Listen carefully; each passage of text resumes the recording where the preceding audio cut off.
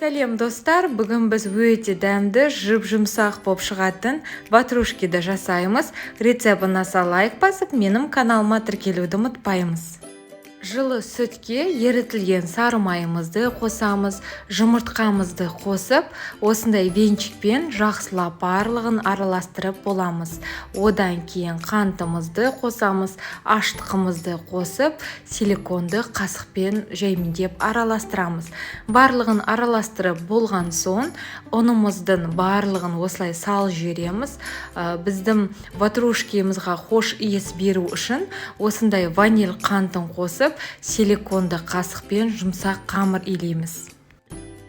Одан кейін шым-шым тұз салуға да ұмытпаймыз. Егер де силиконды қасықпен араластыратын болсаңыз, онда сіздің қамырыңыз өте жұмсақ болады.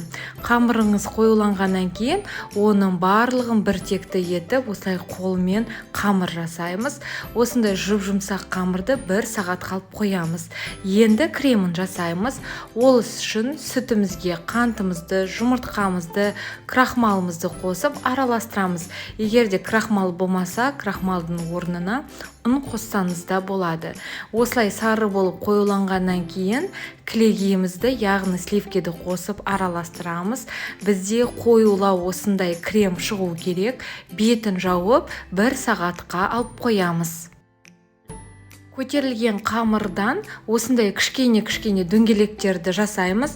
Негізі қатты үлкен қылудың қажет жоқ, орташа дөңгелектерді жасап шығарамыз. Бетін жауып 15 минутқа көтерілуге алып қоямыз. Қамырымыз көтеріліп болған соң, осындай стақанмен орталарын басып шығамыз. Одан кейін жан-жағына жұмыртқаның сарысын жағып, осылай қолымызбен дөңгелек шұңқырлар жасаймыз.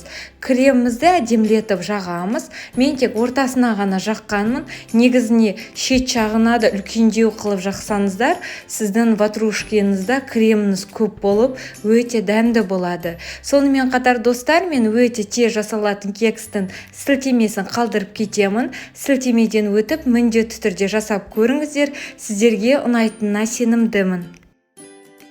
Ватрушкемізді 180 градуста 25 минут пісіреміз. Мінеки достар, ватрушкеміз дайын болды. Рецептін аса лайк басып, менің каналыма тіркелуді ұмытпаймыз. Ас болсын!